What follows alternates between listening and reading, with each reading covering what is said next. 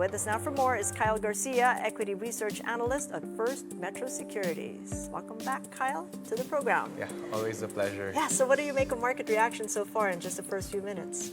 Well, I think the employment data, it has been flattish so far, but I think that a lot of investors are still pricing in a lot of foreign affairs, with the tariff talks and FOMC minutes also coming in the next few weeks. A lot of them are probably sitting back and seeing what data and what's the direction of U.S. policy also. What are they seeing, though, and how are you gauging risk appetites?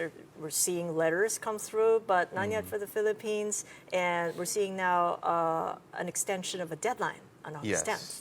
Well, on tariffs, right, in terms of risk appetite, it seems that at least for the Philippines, we didn't receive any letters, but that's good on our side. And it seems that on a relative basis, the Philippines is largely more competitive and lower tariffs compared to the countries that receive those warnings and even letters, right? So I think in terms of risk appetite, we have seen better volume. So should be good for the market if this continues, as long as we see better volumes overall. Better volumes. I mean, talk to us about maybe SIMEPA.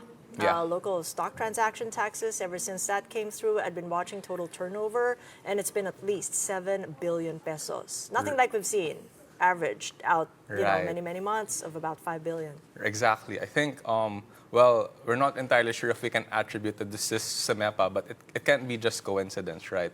So we've seen net foreign buying for last week, and not only that, First Metro Securities has a large retail base, and what we're seeing is we're seeing much better participation also on the retail side.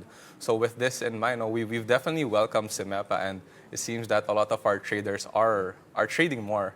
So we're definitely happy with that. How are retail investors coming to understand the lower transaction taxes and also the risk in which they're taking, investing right now, given the global policy uncertainty still that hovers?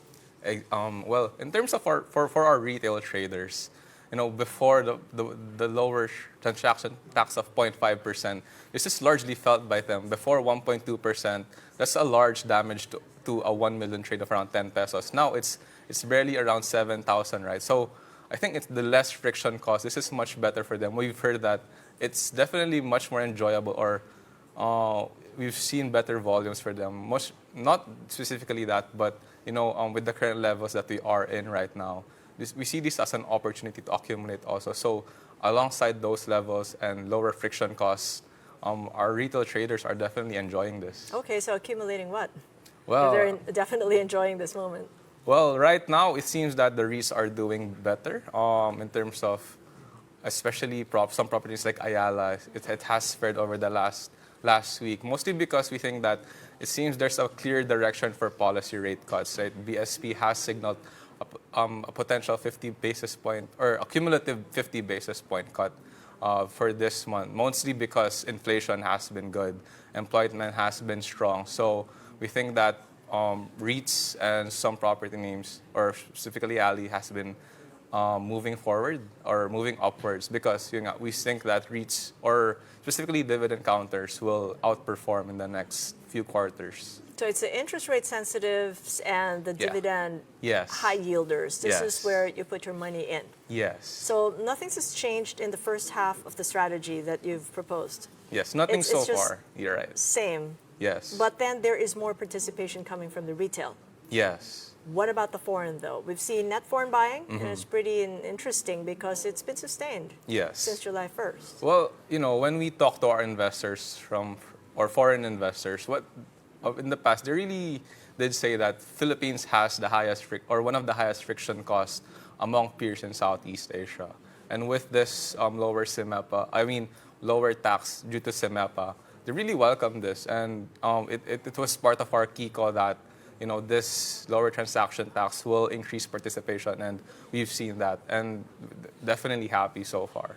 What about currency issues, like maybe the dollar? Is it still a weak dollar story going forward here? And what impact is that having on the Philippine peso and the appetite for foreign investors to come in?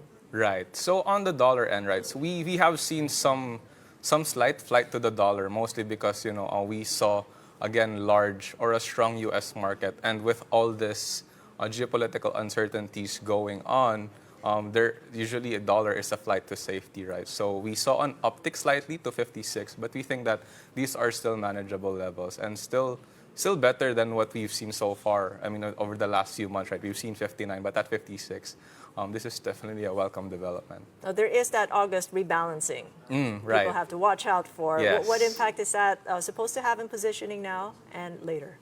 Well, as I mentioned, Plus is sure to go in. Well, it has seen some bad performance over the past few weeks, mostly because of policy issues, right? But with Bloom exiting the index, definitely it has weakened also. So I think a lot of investors are preparing already for that exit. And plus, I mean, with that going on, we expect at least some rebound because of that index tailwind. But maybe I can talk a bit more on, which is something more exciting next year for February, because we've seen some clear developments so far. So just recently, RCR talked about an asset infusion, and we think that this would definitely shake up the index rebalancing in February. Should it be done, or should the transaction be done, or the share placement be done this month? And this will definitely potentially boost the odds of RCR exiting or entering the index by February.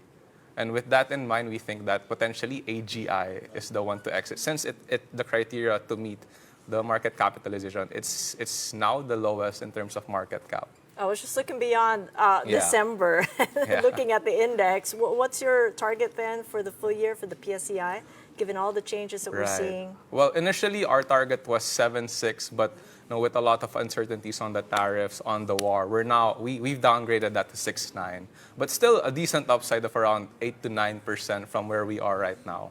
All right, I like decent. Well, thank you so much, Kyle. Thank you. Appreciate it. Thank you for having Kyle me. Garcia of First Metro Securities.